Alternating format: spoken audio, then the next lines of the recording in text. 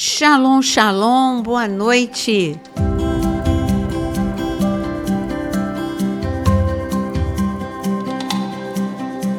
Boa noite para todos que estão acompanhando, essa série agora imperdível, porque nós estamos numa série de Apocalipse para entendermos o livro, mas lembrando, hein, gente, é um bate-papo, porque o estudo mesmo está na área de membros. Tem o estudo, o curso de Apocalipse. Aqui é um bate-papo do livro todo, mas é uma conversa. Agora, quer estudar, quer entender, vai para a área de membros no curso de Apocalipse, de Daniel e de tantas outras coisas, você que ama escatologia. Boa noite, pastor Jonas. Boa noite para todos, excelente noite, sejam bem-vindos. Vamos juntos. Boa noite, pastor Vinícius. Noite. Voltou. Tá, a gente dá uma sumidinha, trabalho, como a senhora sempre frisa, né? A gente faz as nossas gravações, às vezes tem um compromisso, mas é um prazer estar aqui com vocês, é um prazer estar novamente no podcast e pedindo já a vocês aí para não perder o hábito, que vão curtindo, compartilhando, clica aí no joinha, se inscreva no canal se você não fez isso até hoje, aproveita aí, já vai se inscrevendo enquanto a gente começa e como a pastora falou, se você tem interesse aí em mergulhar mais fundo, se torne membro, tem lá as opções que você pode escolher, qual é a que se enquadra melhor no seu perfil, mas com certeza você não vai se arrepender, porque tem muita coisa ali, muito material legal, e sobre esse tema que a gente está falando, como a pastora colocou, né? Então a gente está dando continuidade para a gente se reposicionar topograficamente aqui de onde a gente está ao livro de Apocalipse, e hoje vamos falar do Apocalipse 2. Vamos começar a falar das 7 igrejas de Apocalipse. E quando a gente fala, porque o capítulo 1 a gente mergulhou em Jesus, né? Só Jesus, a presença de Jesus. E agora é Jesus falando com a igreja. Uhum. É Jesus dando recados para a igreja. É lógico que todo mundo sabe que a palavra ela é para aquela geração e tem uma palavra profética para as gerações a seguir, futuras. Aquela geração era a geração de João. E as 7 igrejas, eu acho interessante até a gente conversar, né? A posição geográfica que estava as 7 igrejas de Apocalipse ali na Turquia, na Ásia, hoje é onde tem menos evangelho. Aonde mais tinha é onde menos tem. Isso já mostra o que o diabo fez no decorrer do tempo. Porque a igreja primitiva deixou um legado de avivamento nesses lugares. Uhum. No entanto, com o passar do tempo, se a gente olhar aonde começou o evangelho, Oriente Médio, e é lá no Oriente Médio que tem menos de 1% de cristãos. Não é? É para a gente pensar que foi um roubo e tanto, né? É para pensar mesmo. Eu gostaria até que a gente tirasse um tempinho para falar sobre isso. Porque as coisas não mudam, elas se repetem, né? Onde tem hoje o grande avivamento, onde o evangelho hoje flutua, é onde o diabo vai concentrar seu esforço para poder exterminar. É tipo uma vingança, né? Sim, quando a gente pensa na Europa e vê como a Europa ficou também... Fria. Pensa nos Estados Unidos, que fez tanto pelo evangelho, meu Deus, né? Enviou missionários para tudo quanto foi lado, não se limitou à América do Norte, veio para a América do Sul, América Central, veio para o Amazonas, né? Até dentro do Amazonas. Sim. Eles trabalharam, foram para a Ásia, trabalharam ardentemente, investiram muito recurso em missões, né? Grandes empresários como o dono da Colgate, né? Grandes somas de dinheiro investindo no evangelho, e hoje você olha para os Estados Unidos, você leva até um choque, né? Se tem alguma igreja prosperando nos Estados Unidos hoje, são algumas poucas de origem americana, algumas outras de origem América do Sul e etc. Uhum. Mas a gente sabe que onde está o avivamento, onde está a força do evangelho, é onde o diabo vai concentrar a força dele também. E isso é um sinal de alerta para todos nós, né? Tu sabe que, perdão, até gaguejei. Uhum. Mas tu sabe que é isso que faz com que haja ciclos. Na verdade, tu vê uma igreja hoje, um ministério que sobe, prospera, vai, avança, e de repente aquele ministério vira água. Dissolve, um negócio impressionante, que é mais uma prova do que a gente está falando. Né? É uma prova de que assim, a nossa caminhada com Jesus para ser sustentável é diária. Meu Deus. Não tem um acúmulo, não dá para ser que nem camelo, né? Eu bebo água e posso dar uma caminhada enorme sem água, não. Com Cristo é diário. Ele ensinou isso, Moisés aprendeu a lição, né? Ele sabia que o que ele viveu na sarça e o que ele viveu no Monte Sinai não seria suficiente para ele vencer o deserto. Todos os dias ele estava na tenda do encontro. Agora, pensa um pouco, a área de atuação da igreja primitiva hoje faz parte da janela 10x40, porque, pensa, a atuação foi, como você falou, na Europa, na Ásia e na África. E aonde hoje o evangelho... É claro que a Europa não está na janela 10x40, mas eu estou falando que a África e a Ásia, parte da África, né? O norte está. África, né? E é onde a igreja estava concentrada. E é a área hoje mais dominada pelo Islã, né? Sim. A gente vê que eles ocuparam esse espaço, que é totalmente oposto ao que Cristo prega, né? Porque uma das vamos dizer, determinações deles é a eliminação, né, do cristianismo como crença, como religião e etc. E aí você vê que eles dominam aquela faixa toda, e essa faixa é mais importante dentro de próprio Israel, aquela região toda em torno de Israel. Israel é cercada por países árabes, países islâmicos, e a gente está falando aqui de um país que é islâmico também, que é a Turquia, né? Que predominantemente a religião... E que piorou, né? Piorou de alguns anos para cá, de uns 6 anos para cá. Piorou no sentido de radicalismo, contra o cristianismo, e contra Israel também, né? Contra Israel. Então foi uma mudança, a Turquia foi uma mudança radical de poucos anos para cá. Era um país amigo. Havia uma relação diplomática. Tinha. Né? Hoje o cidadão israelense não entra lá, né? Não consegue entrar. E a gente vê agora nesse momento. Pelo contrário, teve conflito. aquele caso, né, recente do jogador que foi deportado, preso e deportado porque mostrou na hora do gol sobre o sequestro, né? Os 100 dias de guerra e de sequestro.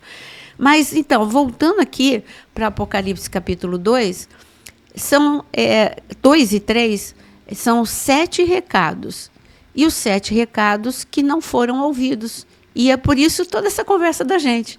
Como os 7 recados não foram ouvidos, aconteceu o que Jesus disse. Bom, se você não ouvir, ao vencedor, ele fala, ouça o que o Espírito tem a dizer à igreja. E aí ele fala ao vencedor. Isso significa que ou você está do lado do vencedor, as 7 igrejas, ou você está do lado da derrota. E, infelizmente, as 7 igrejas escolheram a derrota. Desconsideraram 7 avisos essenciais. Agora é a nossa chance. Esses 7 avisos também são para a igreja da última hora. Sim. E se a gente não ouvir, vai acontecer a mesma coisa. Uhum. Então é bom a gente ouvir, né? É aquele que tem ouvidos espirituais, porque você pode ouvir de várias formas. Ouvir sem ouvir, ou você pode ouvir prestando atenção. Pode ser só um barulho, ou você acata aquilo, pensa, reflete e tem uma mudança em você. Então, é uma oportunidade para a igreja mudar esses 7 avisos. Agora, aí você fala, mas nada muda. Você pode mudar. Com o que a gente vai falar, não fique pensando, a minha igreja ou a outra igreja. Pense em você. É um aviso individual. Você é a igreja de Cristo e você tem que mudar. Então, vamos para a primeira igreja, né? Que é a igreja de Não quer, de repente, a gente relacionar as 7 igrejas? Fala. Né? A gente relaciona as 7 para quem tem essa introdução concluída. Então, a gente tem 7 igrejas. Né? Nesse capítulo 2, nós vamos falar de 4. No capítulo 3, nós vamos falar de 3. As 7 são a igreja de Éfeso, Esmirna, Pérgamo, Tiatira, Sardes, Filadélfia e Laodiceia. Sim. Então, a gente vai compartimentar para, nesse podcast, falar sobre as 4 primeiras, Éfeso, Esmirna, Pérgamo e Tiatira. Sim. Cada uma delas, né, simboliza, como a senhora falou, um determinado período de tempo lá atrás, mas que também mostra algumas etapas, no nosso entendimento, da igreja atual. Sim. Então, a gente chega até a última, que na nossa visão fazendo spoiler, né, até a igreja de Laodiceia, que seria a igreja atual, simbolizando o que a gente vive hoje, né? Também a gente entende que há um pouquinho de cada uma, mas a gente vê uma predominância, né, da apostasia que simbolizava lá na igreja de Laodiceia. Então agora a gente vai começar sobre Éfeso. Para mim, as 7 igrejas são sintomas de um adoecimento do corpo de Cristo. Quando você vai fazer um check-up, qualquer exame vai detectar alguns problemas em você. O teu açúcar está muito alto, a tua taxa, você está com gordura no fígado. Então, você vai ter que tomar... Bom, eu vou ter que fazer alguma coisa. Se eu quiser viver, eu vou ter que cuidar da minha alimentação, vou ter que tomar uma medicação, algumas medidas eu vou ter que mudar na minha vida. Eu estava numa zona de conforto, comendo o que eu mais gosto, comendo excessivamente, eu vou ter que mudar. E aí isso vai custar você um sacrifício, mas vai valer a pena, porque você vai ter saúde física. Então, isso é um check-up de Jesus para a igreja da última hora, mostrando, você está com problema aqui, você está com problema ali e ali. Se você tomar as medidas certas, se você seguir os meus conselhos, você vai ter longevidade. Se não, acabou aqui. E sempre algumas coisas em comum, né? Aquela história do anjo da igreja, que a senhora já deve ter comentado, né? Sim. A história do candeeiro, se referindo à própria igreja, em todas elas a gente tem essa referência, e sempre aquela referência de uma advertência, um elogio e uma recomendação, para que você receba uma promessa. Então, você sempre tem essas etapas dentro de cada igreja. Dentro das 7. E a gente, assim, se você pegar um mapa, a gente vai viajar. Já fizemos essa viagem, pretendemos fazer de novo. Então, você vai viajar com a gente pela Turquia agora, né? Pega o avião, vamos para a Turquia e vamos viajar agora pelas 7 igrejas de Apocalipse. Começando em Éfeso, se a gente pensar na igreja de Éfeso, é uma igreja que Paulo sempre mostrou de avivamento, teve um grande avivamento. Quando você anda pelas ruínas de Éfeso, as ruínas são bonitas, é incrível. Você vê o esplendor que foi, o anfiteatro ainda está praticamente inteiro lá. Então, quando eu andei por ali, eu fiquei imaginando Paulo ali naquele anfiteatro. Nas ruas de Éfeso, nós sentamos e lemos Atos 18, e foi um impacto, porque ali quando a gente sentou perto de onde é a biblioteca, e ainda tem todas as imagens no meu coração, porque para a gente foi um impacto imaginar Paulo andando por aquelas ruas e trazendo um avivamento, através do ensino, não foi outra coisa. Foi o ensino da palavra. Olha, você tem 2 caminhos, ou o caminho da perdição, ou o caminho da salvação. As pessoas entregando toneladas de livros para Paulo, de magia negra, com arrependimento, um grande avivamento.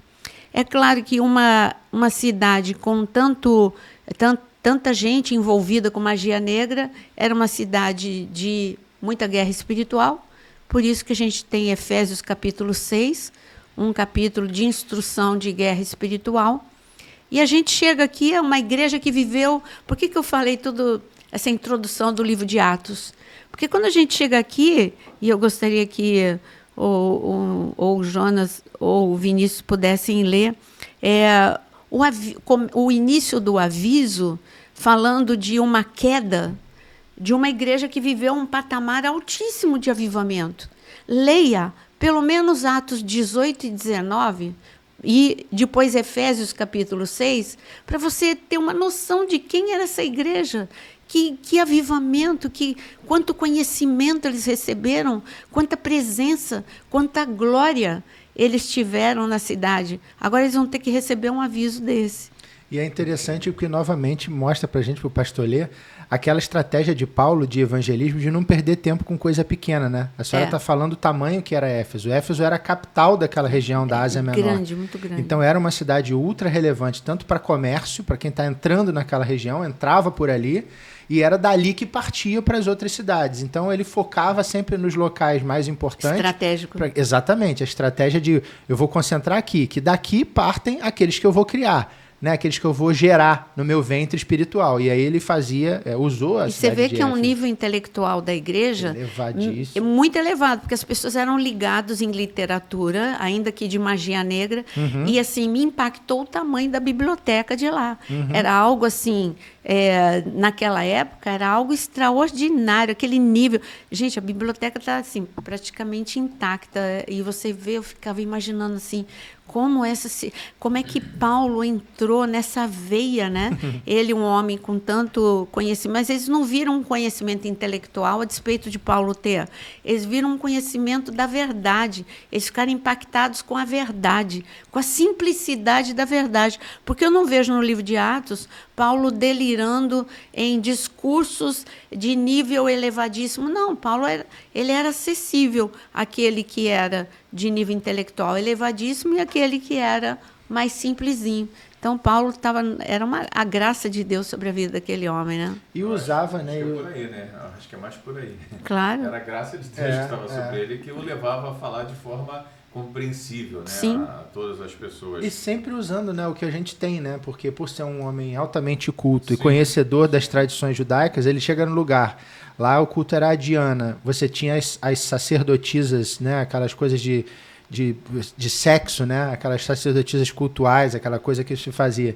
Ele usa o que tem contra ele a favor dele, porque ele sabe mostrar, olha, o que vocês fazem aqui, se vocês estão fazendo, só que vocês estão fazendo pelo caminho errado, é para cá. Então facilita, se você já sabe que existe alguma, ainda que pagã, um culto pagão, ainda que aos deuses errados, ele consegue aproveitar o que tem de ruim para mostrar o que é certo, usando assim o seu intelecto, porém com uma unção sobrenatural para na hora conseguir converter esses fatores todos e mostrar a palavra do Senhor, né?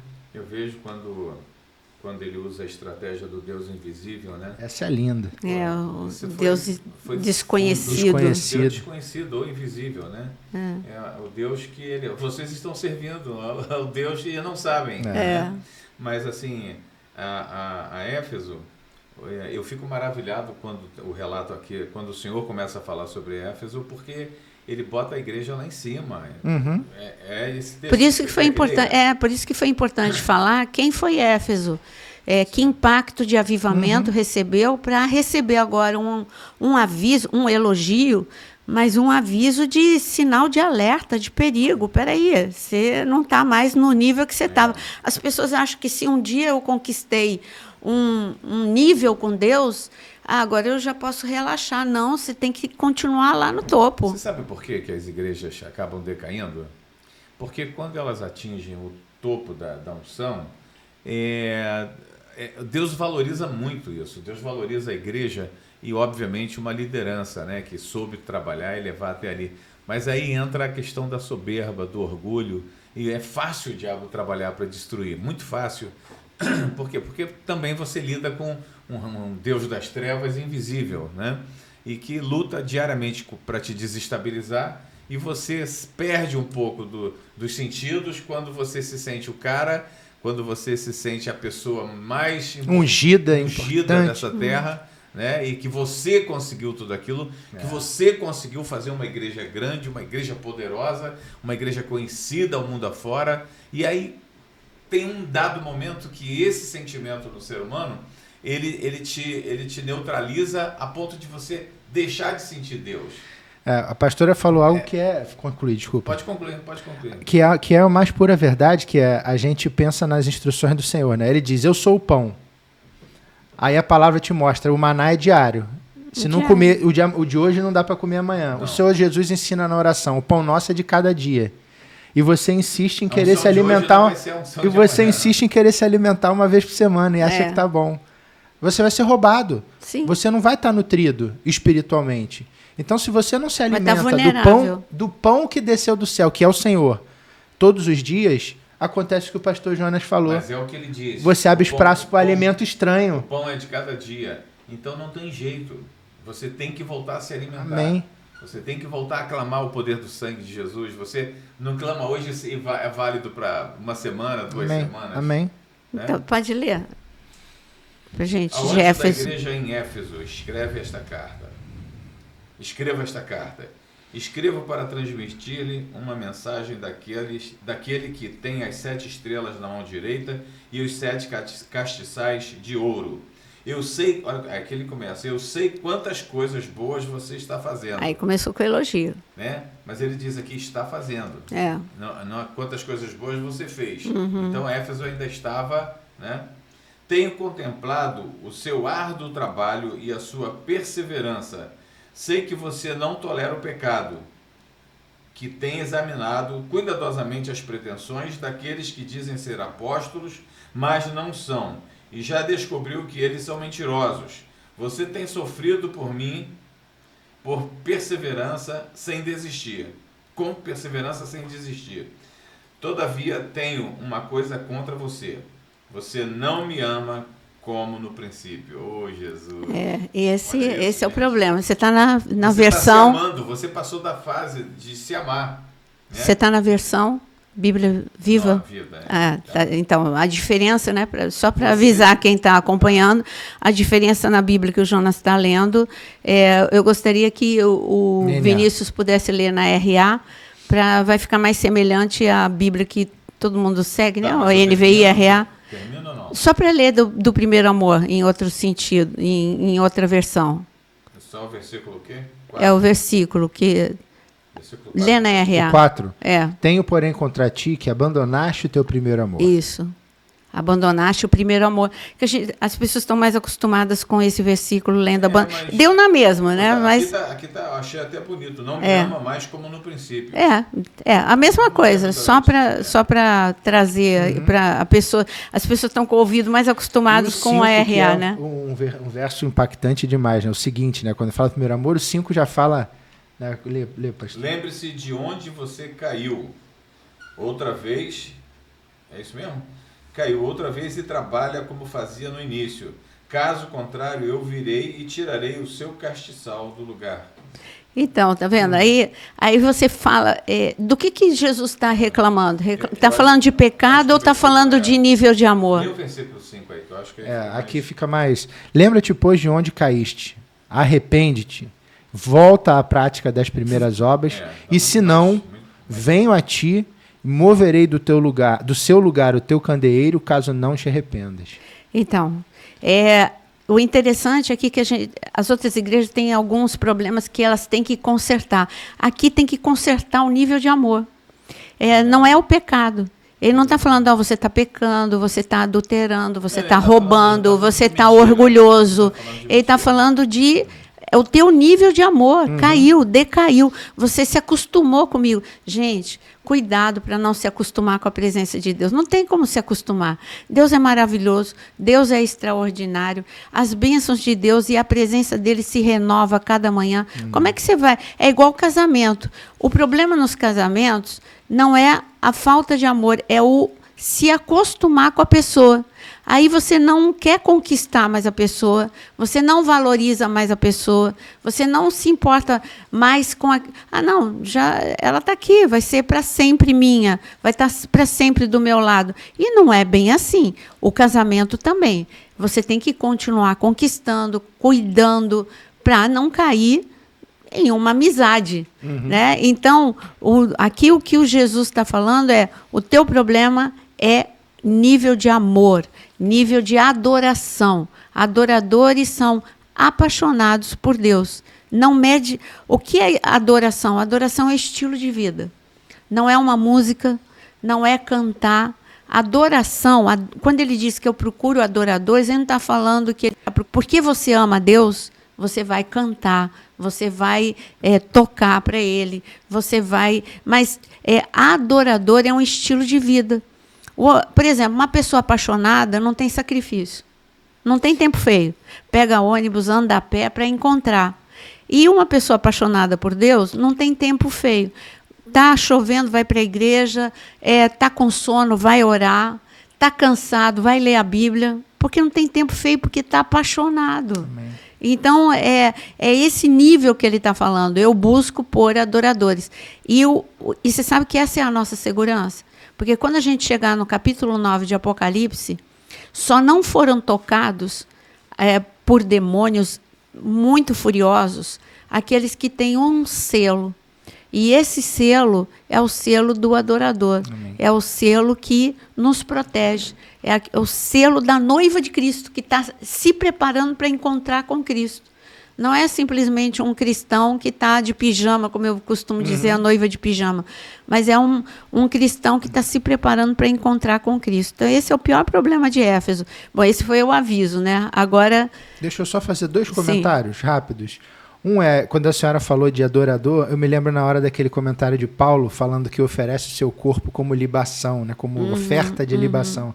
É esse nível de adoração que a gente quer, que você se entregue por inteiro, né? Eu falo, quando você fala do seu corpo, não é pegar o seu corpo e colocar em cima de um altar e tocar fogo. Ele está fazendo uma figura de linguagem, mas ele está mostrando que ele pode se entregar por inteiro ao Senhor, e isso agrada ao Senhor. Esse aroma suave que sobe da vida dele por inteiro ao Senhor é o que agrada ao coração.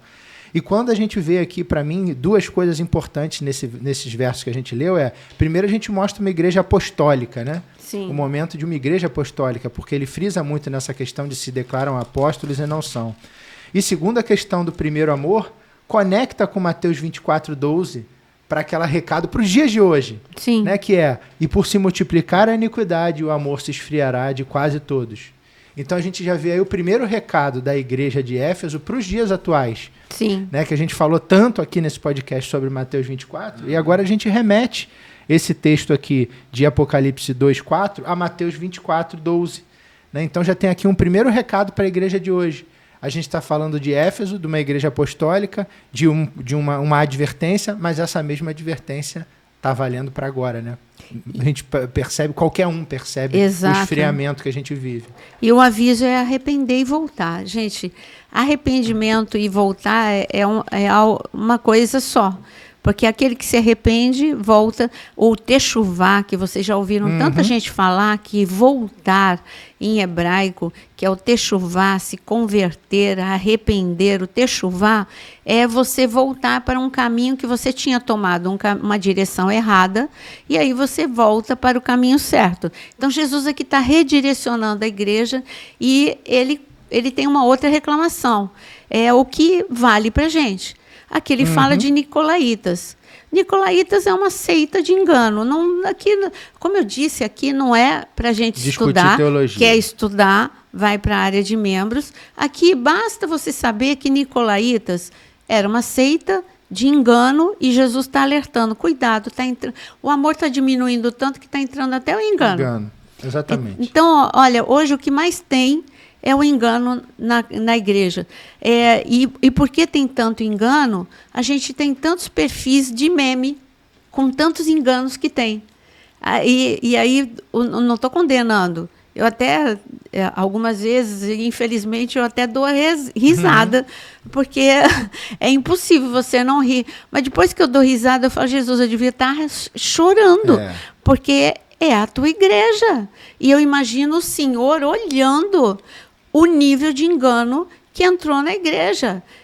Aí eu vi um meme muito engraçado de um correndo do profeta que está adivinhando o CPF, porque o CPF dele está com problema, então ele está correndo do profeta que está adivinhando o CPF. Eu não sei que nível de igreja é esse, de que as pessoas fiquem encantadas com isso. Não traz nada para a vida deles, não muda. Não muda a sua vida. Alguém, sabe, se não precisa ser profeta para CPF. Hoje é inteligência artificial, se eu colocar alguns dados meus, já vai dar tudo. Então, cuidado com isso, cuidado com correr atrás de... Eu digo que não é nem profecia, é adivinhação. Cuidado com espíritos adivinhadores e tantos enganos que estão incorrendo dentro da igreja, tantos moveres estranhos, tanto fogo estranho dentro da igreja. Eu resumo como o espírito está sujeito ao profeta. Uma pessoa que diz, não, eu fiz porque o espírito me tomou, epa... Isso já é para desconfiar. O Espírito não atua dessa forma. Eu não vi Pedro, eu não vi Paulo e não vi Jesus fazendo isso. Eu vi a glória de Deus sobre eles, mas eu não vi nada estranho neles, sabe? Nada que trouxesse escândalo para a pessoa que não é convertida. E isso traz um grande escândalo. Mas eu já entrei em outra... Não entrei em outra área. É um engano. É um engano. Nicolaíta é um engano. Esse é um parêntese importante que a senhora coloca por conta da história do profetizar e do profeta, né? Que o profeta está restrito à palavra. Ele não pode inventar nada do que está aqui, né? O Senhor Jesus fez isso, o Senhor Jesus pregou dessa maneira, falava dessa forma, amém. Tem a direção da palavra que está lastreado. Agora, ficar falando que o cara ontem caiu, levantou, dormiu, ó, você botou uma roupa amarela, tirou antes de vir para cá uma camisa. Como é que você sabe? Isso é o que a senhora falou, é espírito de adivinhação. Gente, isso não vem de Deus. Isso é o inimigo tentando te roubar. Porque ele tira a tua atenção, ele tira o teu foco, ele te vicia. E aí você começa a procurar só isso. Enquanto o que você tem que procurar é aquilo que edifica a você e ao seu irmão. Nós estamos todos conectados. Esse espírito de egoísmo que esse tipo de profecia gera, que você fica para mim, tem coisa para mim. Gente, você faz parte de um corpo. A palavra te diz isso. Edificou o teu irmão? Amém. Não edificou? Cala a tua boca, sai dali, não fica ali. Não é para você, não vem do Senhor. Né? Então, muito cuidado com isso. E isso é algo que está sendo falado aqui. Exato. Então, a gente viu um elogio, um aviso e agora o conselho. E o conselho de Jesus, ele sempre lida com o vencedor. Gente, as 7 igrejas vão receber esse aviso vencedor. Eu já disse, para ter um vencedor tem que ter um perdedor. Então, e para ter um vencedor tem que ter uma guerra. Isso significa que a gente está em guerra e que Jesus está dizendo, eu quero que você seja mais do que vencedor em Cristo Jesus, amém. Mas você pode ser um perdedor. Então, cuidado, hein? E Jesus fala sobre o aviso, sobre a bênção, vamos dizer, a bênção. Qual é a bênção? Se ouvir o que o Espírito tem a dizer à igreja. O verso 7 diz, quem tem ouvidos, ouça o que o Espírito diz às igrejas. Ao vencedor, dar-lhe-ei que se alimente da árvore da vida que se encontra no paraíso de Deus. A grande questão hoje, no meu entendimento, é que o Senhor nos manda perseverar, né? E ele diz que todo aquele que perseverar até o fim verá a glória de Deus, né? Mas nós temos um gravíssimo problema por trás disso. Perseverar sobre o quê? As pessoas não conhecem a palavra. As pessoas não conhecem o Senhor Jesus. Ouve muito mal falar do Senhor Jesus nos púlpitos. Por isso que essa igreja é chata em falar isso. Exatamente. Essa igreja é chata em falar isso. Por isso ela é perseguida. Palavra. Se o cara não se alimenta da palavra, o senhor está falando da coisa essencial. Eu sou um chato aqui dentro. A pastora é uma chata aqui dentro. Roda, a gente fala palavra. Se você não conhecer isso aqui, você vai ser enganado. Como é que vai perseverar até o fim? Vai perseverar sobre o quê? E aqui, veja só o que ele fala. De novo, ao vencedor eu vou dar que se alimente do quê? Do que Adão e Eva recusaram. A palavra, quem é a árvore da vida? É a palavra. Uhum. Quem é a árvore da vida? É Jesus. Então, se alimente de mim, pare de se alimentar de profecia, pare de se alimentar de fogo estranho, se alimente de mim. E ele está falando, aí se você se alimentar de mim, você volta para o deleite, para o paraíso. O que é estar no deleite, no paraíso, que era o Éden? Hoje você pode viver através de Cristo Jesus, a porta que foi fechada ali no Éden, com 2 querubins, com espadas, ela está aberta através de Cristo Jesus. Jesus é a porta de volta para o Éden. E o que é o Éden? Estar na intimidade de Deus, andar na viração do dia, né? De novo, caminhar todos os dias com Deus. Então, Jesus abriu o Éden de volta. Por isso que ele está prometendo aqui, gente, eu estou prometendo. Volta, a árvore da vida está liberada. Revelação, entendimento, intimidade comigo. E agora, se a gente for nesse ritmo, a gente não acaba hoje, né? Porque a gente está em Éfeso. A gente está em Éfeso. Então, vamos lá, segunda igreja. Não temos um prazo para acabar. Isso aí. Até Jesus voltar. Mas eu tenho certeza que quem está com a gente está se deleitando aí, está pensando, né? Porque o Espírito está falando com cada um aí individualmente, está remoendo. Quem está com a sua Bíbliazinha anotando, está recebendo. Segunda igreja, vamos lá. Mensagem a Esmirna. Agora estamos falando de Apocalipse 2:8. Você que chegou agora. Apocalipse 2:8. Volta lá para ver Éfeso, mas Esmirna. Apocalipse 2:8. Vou ler aqui o primeiro verso. Ao anjo da igreja em Esmirna escreve: estas coisas diz o primeiro e o último, que esteve morto e tornou a viver. Conheço a tua tribulação, a tua pobreza, mas tu és rico, e a blasfêmia dos que a si mesmos se declaram judeus e não são, sendo antes sinagoga de Satanás. Não temas as coisas que tens de sofrer. Eis que o diabo está para lançar em prisão alguns dentre vós, para ser dispostos à prova, e tereis tribulação de 10 dias. Se fiel até a morte, e dar-te-ei a coroa da vida. E para mim, assim, eu quero... É claro que nós não vamos nos deter neste podcast sobre o aviso histórico. Porque tudo isso aconteceu, sim, os 10 dias, tudo isso tem um sentido para a igreja histórica. Como eu disse, isso você pode... É para estudo. E aqui não é estudo, aqui é uma conversa. Se então, nós estamos 10 imperadores, 10 reinos lá de trás, tá? O pessoal pesquisa, entra na área de membros. Isso, aí você vai ver o curso. Entra lá, pega o curso sobre Apocalipse, que você vai ter... Então, nós não estamos aqui nos detendo sobre a igreja histórica, as igrejas da época de João, que foram avisos para elas que literalmente se cumpriram. Tudo que está escrito aqui se cumpriu. Amém. Mas não é porque se cumpriu naquela época que o aviso era só para aquele momento. O aviso é para hoje. Então, as profecias se cumpriram para a igreja primitiva em relação à expiação e todos os benefícios, e ainda é para nós. Não era só para a igreja primitiva, é para nós também. Então, eu quero me deter aqui em 3 coisas. A primeira, que em todas as igrejas Jesus vai falar algo sobre ele mesmo. Então, você vê que aqui ele fala, eu sou o primeiro e o último, eu sou o alfa e o ômega, eu sou aquele que morreu, mas eu estou vivo. Então, ele está se apresentando novamente para as igrejas, tipo, lembra quem eu sou. E eu estou achando que a igreja do século XXI está precisando ouvir isso de novo.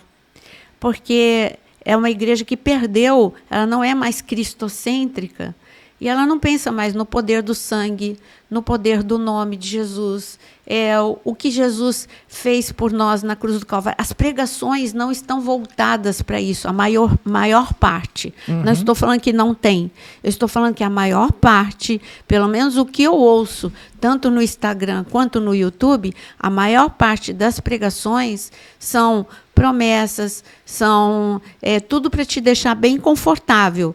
Não te deixa desconfortável com o pecado, não te deixa desconfortável com a tua frieza, não te deixa desconfortável com o nível que você deveria estar e não está. Eu deveria estar com mais unção, eu deveria conhecer mais, eu deveria me preparar mais. Então, essa zona de conforto da igreja é como que se ela estivesse numa encruzilhada e ela estivesse parada e sentada nessa encruzilhada. Jesus é o caminho. Eu até estou aqui, eu sei que o caminho está aqui à frente, mas está tão confortável ficar sentado aqui. Então, esse é o perigo da igreja. Jesus está falando, lembra, gente, eu sou o início de tudo. Você está em Apocalipse, o início é Gênesis. Tudo começou no Éden, eu estou aqui para te levar de volta para o Éden. Tudo começou com vida eterna, eu estou aqui para devolver vida eterna para vocês. Tudo começou com Deus sem separação, eu vim para rasgar o véu e reconciliar o céu. Gente, isso é lindo demais. Lindo demais. É lindo demais. Deus. É um recado muito rápido com algo muito profundo. Você pode ficar 3 dias. Eu poderia ficar 3 dias falando só sobre Jesus, o alfa e o ômega. Só o que tinha em Gênesis e o que se cumpriu aqui chegando em Apocalipse. E a gente esquece quem é o Cordeiro. Deveríamos mais. Você fica só no leão da tribo de Judá. Mas para ele ser o leão da tribo de Judá, ele teve que ser o Cordeiro de Deus, que tira o pecado do mundo. E aí vai, né? Mas aí... Você sabe uma coisa que me... Assim, para sair um pouquinho do texto, é que dentro da igreja de Esmirna, o Senhor fala de algo forte, muito forte, né? Ele fala também de que é uma igreja que ele tem a intimidade, e quando vem a tentação, quando vem o momento difícil da caminhada do Evangelho, que eu acho que a gente está falando aqui para novos convertidos, mas está falando também para crentes antigos, e muitos até com bastante conhecimento da palavra. Tem muita gente que pensa que o Evangelho é só milagre de cura, restauração financeira, emocional e etc., e, na verdade, a nossa caminhada de fé, ela exige muito mais do que a gente até imagina. Principalmente estando no Brasil, que é um país onde até então, né, até pouco tempo atrás, a nossa liberdade de professar a nossa fé era muito grande. Mas o Evangelho, principalmente o Evangelho do final dos dias, do final dos tempos, ele vai ser um Evangelho onde a tua fé vai passar por prova. E ele fala aqui, eu sei que a gente não chegou lá ainda, mostre-se fiel, até mesmo quando estiver enfrentando a morte, e eu lhe darei a coroa da vida. Cara, isso é forte demais. É muito. É muito forte. É preciso que você esteja muito calçado. Esse nível de fidelidade de Daniel, não, eu não vou parar de orar, vou para a cova. O nível de fidelidade de Sadraque, Mesaque e Abdenego, vou para a fornalha, mas não me dobro. Mas quando eu pensei nisso, eu pensei no Coliseu. Eu pensei nos nossos irmãos que foram ali, sabe, lançados. E é isso. Meu Deus. Ou tochas vivas para Nero. A igreja de Esmirna é a igreja perseguida, né? O símbolo da igreja perseguida. E a gente vê, quando a senhora falou, não é o tema, mas quando a gente fala desses 10 dias, desses 10 imperadores, foi o auge da perseguição da igreja. Sim. Após a sua criação, né? Vem aquele momento apostólico, lindo e tal, coisas acontecendo, alguns problemas, como foram narrados em Éfeso, mas aí a gente vê aqui em Esmirna que foi aquele momento disso aí. Né? Cada um querendo ser pior. Eu acho que a prova era para... O que nós vamos fazer de pior com essa turma? Até o momento que começa a queimar todo mundo. Mas e usar para ser luminária. Mas não precisa ir muito longe, não. Ontem eu fiz um post nos meus stories com a nova atualização, o número...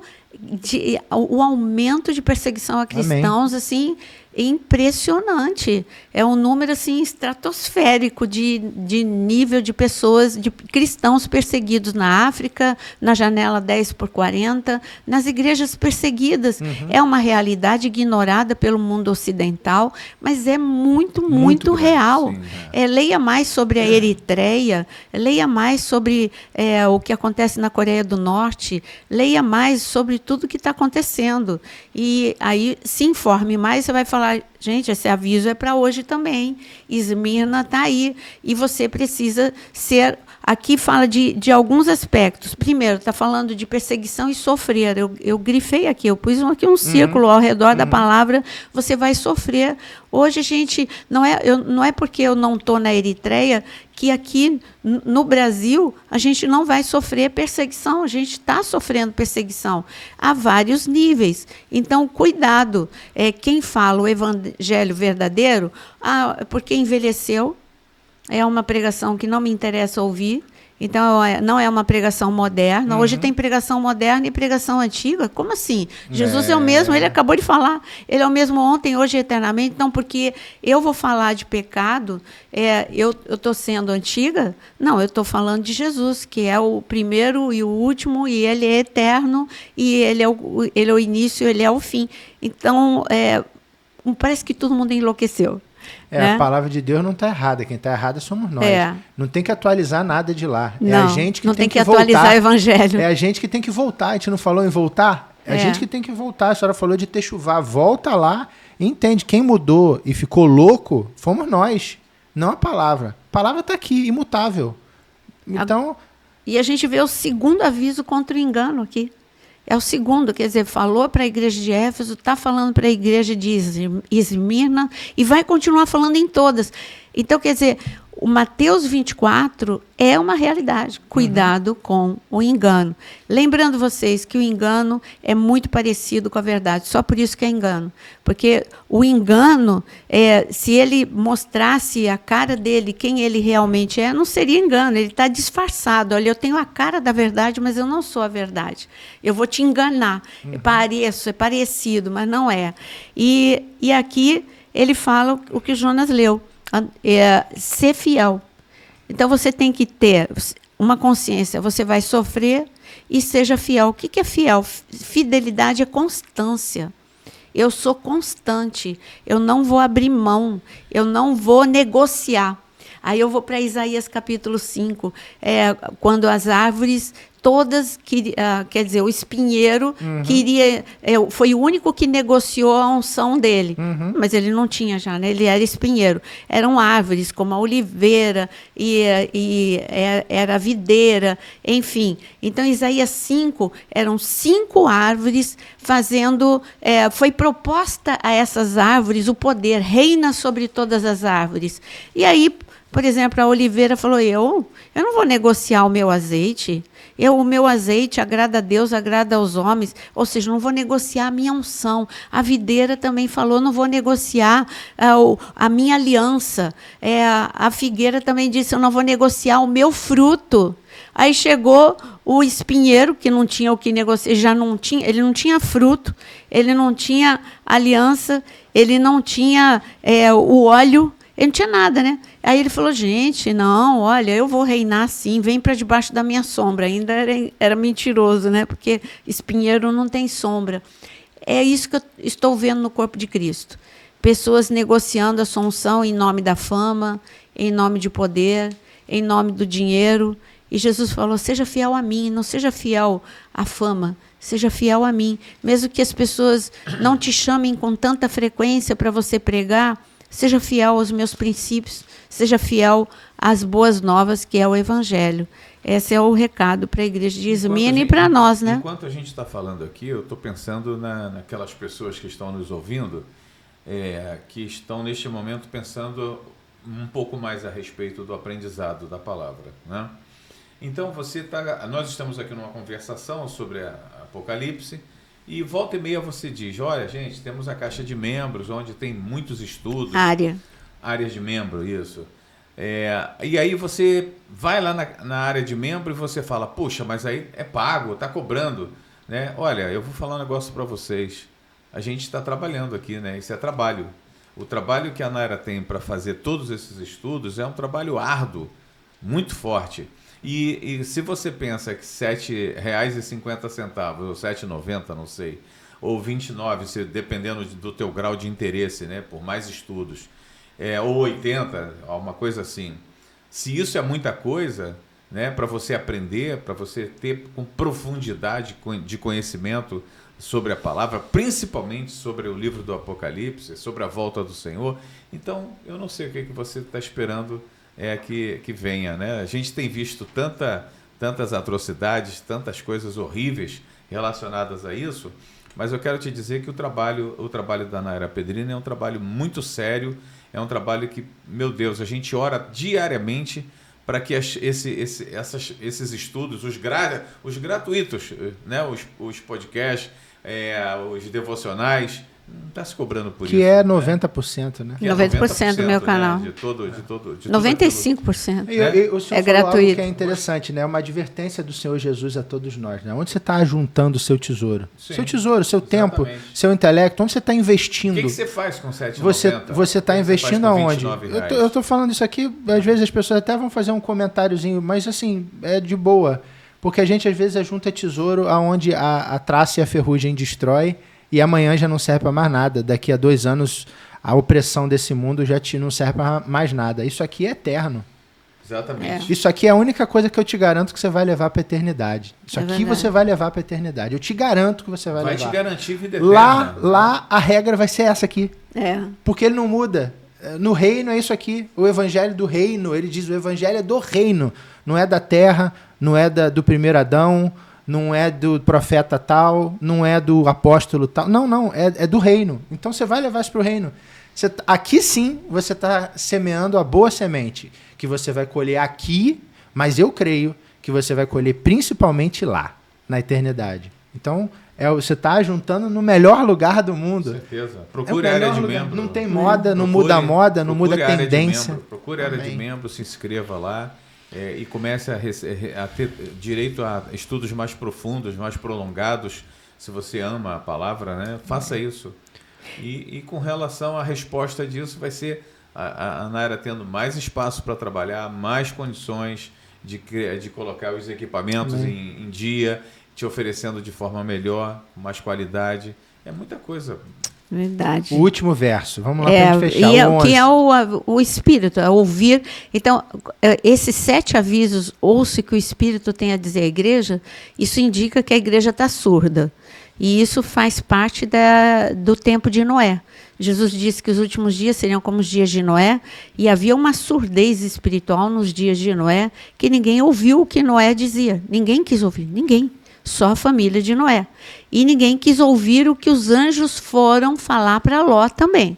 Ló foi forçado a ouvir. Ele foi arrastado por causa da oração de Abraão. Então, essa característica de surdez, porque Jesus disse que os últimos dias serão como os dias de Noé e de Ló, essa característica de surdez estava na geração de Noé, estava na geração de Ló e está na nossa geração. E é interessante essa coisa de sinais, né, que o Senhor Jesus adverte, né, naqueles debates acalorados dele. Ele adverte, vocês conseguem perceber as estações, mas vocês não conseguem perceber o que está acontecendo. E a gente vê, Noé, o cheiro da chuva estava chegando, mas estava todo mundo levando a vida como se nada tivesse acontecendo. Elias, quando imagina a nuvem com o tamanho da palma da mão, ele está tão conectado que ele já diz, corre que vai cair uma tempestade. Então, assim, é esse nível de atenção que a gente precisa ter, né? Ouvidos espirituais, olhos espirituais, perfume do que está acontecendo, porque o cheiro da chuva está vindo. E essa última chuva que vai chegar, né? Essa chuva serôdia. Então, a gente tem que estar atento a isso. Agora, a surdez é seletiva, né? Porque o que Jesus está falando é que as 7 igrejas, elas ouvem, mas ouvem o engano e não ouvem a verdade. Amém. Então, é uma surdez seletiva. Que os seus ouvidos efatá, que os seus ouvidos se abram em nome de Jesus. Amém. O Jonas acabou de se sujar com a tinta. Ó, vamos lá, vamos fechar. O 11, então, diz, quem tem ouvidos, ouça o que o Espírito diz à igreja, o vencedor de nenhum modo sofrerá o dano da segunda morte. Que é o lançamento lá no Lago de Fogo de Enxofre lá na frente, que a gente tem mais explicação detalhada sobre isso. Bom, terceira igreja, a igreja de Pérgamo. Eu já vou adiantar a leitura aqui, enquanto o nosso pastor se limpa de tinta, que ele está todo sujo, gente. Sujou a mão, se borrocou todo. Ao vivo é assim. Ao anjo da igreja em Pérgamo escreve: essas coisas diz aquele que tem a espada afiada de 2 gumes. Olha uma outra característica de Jesus aí. Ou ele, falando a mesma coisa, eu sou a palavra. Eu sou a palavra. Eu divido a alma e o espírito. Conheço o lugar em que habitas, onde está o trono de Satanás, e que conservas o meu nome e não negaste a minha fé, ainda nos dias de Antipas, minha testemunha, meu fiel, o qual foi morto entre vós, onde Satanás habita. Tenho, todavia, contra ti algumas coisas, pois que tens aí os que sustentam a doutrina de Balaão, o qual ensinava a Balaque a armar ciladas diante dos filhos de Israel para comerem coisas sacrificadas a ídolos e praticarem a prostituição. Outro sim, também tu tens os que da mesma forma sustentam a doutrina dos nicolaítas. Olha aí novamente, mas coisas contrárias. Engano. Portanto, arrepende-te. E, se não, venho a ti sem demora, e contra eles pelejarei com a espada da minha boca. Aí depois vem o último que a gente fala no finalzinho.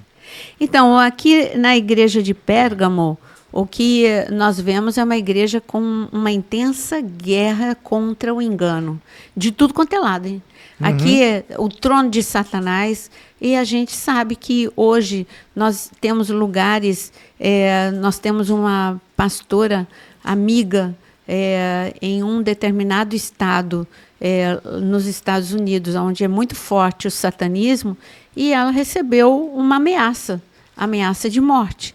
Então, isso não é algo assim, poxa, isso era no tempo da igreja de Pérgamo, porque aqui ele está falando um trono de Satanás. E onde ele é entronizado é quando ele é adorado de fato e de verdade. Aí já não é mais o engano que a gente estava vendo, agora são adoradores de Satanás que conhecem que é Satanás, mas escolheu fazer um pacto, fazer cultuar. E aí você fala, isso é impossível. Não, não é impossível. Nós vimos isso há 2 semanas atrás, como eu acabei de dizer, essa forte ameaça com carta, inclusive mandando atestado de óbito para ela. E uma carta assinada com sangue.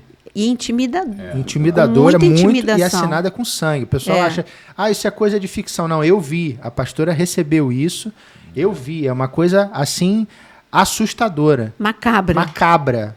Né? Interessante nisso tudo, sabe o que é? É que fazem muitos anos, a gente ouve falar que o centro do satanismo é a Califórnia, né? Sempre ouvimos falar isso, sempre. E tudo que aconteceu na Califórnia ultimamente comprova que realmente um estado tão rico, tão poderoso, o mais poderoso dos Estados Unidos, e vivendo uma decadência hoje. Uma decadência assim, dia após dia, onde o roubo foi autorizado, é oficial, até $1.000. O que é errado é certo, né? E o que é certo é errado. Mas isso está o mundo todo, a gente está vivendo praticamente no mundo todo. O que é errado aqui no Brasil, por exemplo, hoje é certo. Então, por isso que o espírito do anticristo já está entre nós. Mas está muito forte, é isso que para quem está esperando a volta do Senhor como a gente, isso é um indício fortíssimo. É uma atmosfera. Por exemplo, chegou o inverno. Ele esteve antes muito leve, só que agora não, agora está de fato. Porque a mentira agora é a verdade. Então, quando muda a estação, você não sente? Chegou o verão, a gente está aqui no Rio de Janeiro, calorão, morrendo, quase que derretendo. Mudou a atmosfera, é a mesma coisa. Deixou a gente bastante triste e preocupado com os pastores lá na Califórnia, porque, de fato, é real, não tem nada de ilusório, não foi um telefonema. Sim. Entendeu? Então, a gente sabe que o evangelho naquele lugar, por um pouquinho mais de tempo, vai estar sendo quase insustentável, né? Eu creio numa proteção sobrenatural de Deus, assim como ele veio com essa proteção sobre Pérgamo, para os posicionados, aqueles que não negociam com o erro, aqueles que não negociam com a zona de conforto, aqueles que são verdadeiros adoradores. Eu creio nessa proteção sobrenatural, da mesma forma como houve proteção. Pensa um pouco em Moisés e Arão contra todas as potestades do Egito. Houve uma proteção sobrenatural por esses dois que entravam no Egito, iam confrontar Faraó e eles não eram tocados. Havia uma imunidade espiritual. Então, eu creio nessa imunidade, que é o sangue de Jesus, que é o poder de Deus para os posicionados. Então, esse aviso da igreja de Pérgamo pode parecer, é para a igreja de Pérgamo, está distante da gente. Não, é algo que hoje a igreja está vivendo. E aqui fala de outro aviso, Balaão. Quem é Balaão? Balaão é esse materialismo exacerbado, onde há uma adoração a Mamon, muito explícita. Nós tínhamos uma cultura de miséria e pobreza da igreja antiga, e hoje outro extremo, que é uma cultura de riqueza, de ostentação, de exagero. É um culto a Mamon. E também isso abre o quê? Perfis no Instagram especializados em mostrar esse exagero, essa ostentação. E nem vou falar o nome de um deles, senão aí vocês ficam curiosos, vão tudo lá, né? E eu não estou aqui para propagar e mostrar o erro dos outros. Eu só estou para dizer para você que Balaão fala de adoração ao dinheiro, que Balaão se corrompeu por causa do dinheiro, e Balaão também fala de alguém que ensina algo errado e que induz ao erro. Você ensinar o errado, você está induzindo ao erro. Ele induziu, ele levou o povo a pecar, e porque o povo pecou, ou seja, é a cultura, trazendo para os nossos dias, é a cultura do nada a ver. É um evangelho de portas largas, onde o errado é o certo, que acabamos de dizer. Não, tudo bem se você adulterar, tudo bem se você está com um desejo, você vai. Então, foi isso que ele fez. Neste momento em que o povo de Israel adulterou, os homens adulteraram, o exército ficou vulnerável e eles foram derrotados. Então, são os dois pecados de Balaão, né? Finanças e um ensino de porta larga. Um evangelho de porta larga. E aí Jesus fala a mesma coisa, que é para se arrepender, e a promessa dele, qual é? Para a igreja de Pérgamo.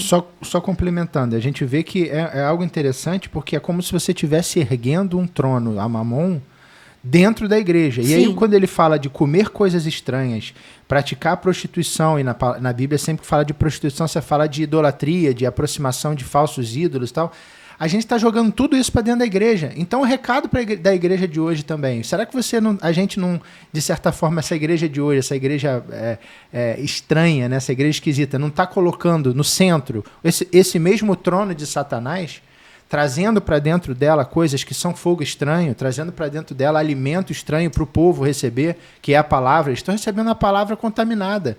Estão recebendo, estão se prostituindo dentro do próprio templo, né? Adorando coisas que não deveriam sequer trazer para perto, né? Nem para dentro da igreja, trazer para perto de si, caminhar. Então, é o recado para hoje, né, desse texto. E aí ele finaliza, como a pastora colocou, ele finaliza dizendo: ao vencedor dar-lhe-ei o maná escondido, bem como lhe darei uma pedrinha, que isso eu acho lindo, uma pedrinha branca, e sobre essa pedrinha escrito um nome novo, o qual ninguém conhece, exceto aquele que o recebe. E a pedrinha branca é lindo, porque nós sabemos que num tribunal, se o juiz mostrasse uma pedra branca, era a tua absolvição. Ou se ele mostrasse uma pedra preta, seria a condenação.